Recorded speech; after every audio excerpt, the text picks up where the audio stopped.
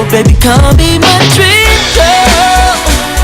Pick up fantasy and let me work out. Yeah. Oh yeah. Yes, I'm the first artist signed to Remy Fa, Louder Than Life. It feels dope. Shout out to Salon. Yes.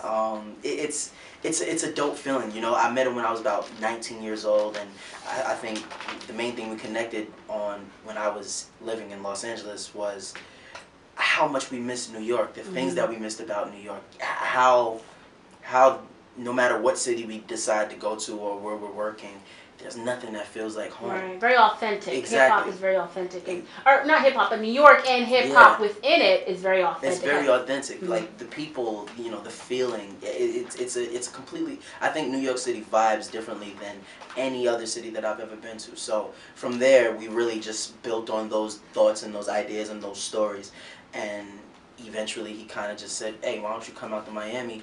Let's work on something." And that's what happened right this last Christmas that passed. Like, wow. Just really, I went out there and I guess the chemistry that we built up from being friends for so long, we literally just knocked it out of the box. Like we did like 7 songs in like 7 days, and then we knocked out the rest when I finished 90210 in March.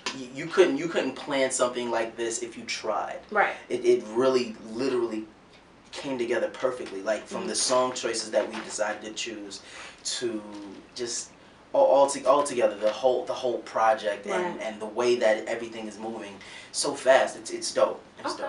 Yeah, and I mean, you know, I had the opportunity to go to your listening event, and you know, I'm listening to the songs, and first of all, I got over the initial shock. I'm like, wait a minute, this is not a rapper? Oh, he's a singer? Oh, yeah. You know, I'm excited about that. But then I'm hearing, as much as it's not quote unquote rap, it's still hip hop to me. Yes. The music is very much hip hop to me, because the way I look at it, hip hop's a culture. You know, hip hop is a movement, and so while you may be singing, I definitely feel that influence. Is that something that you wanted to make sure was apparent within your music? Absolutely, absolutely. You know, I feel as if, you know, I'm the kid that was born through hip hop.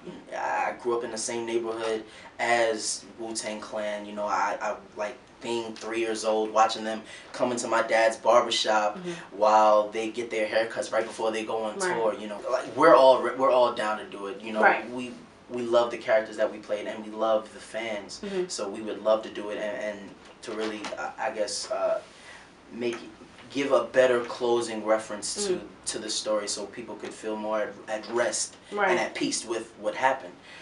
But it's really up to the producers of The Wire and up to, you know, HBO as a whole, you know, to see if they strike up something. But you know, maybe one day they will. Maybe one day they won't. Most overrated? Probably one of the like the new young guns of hip hop, like an ASAP or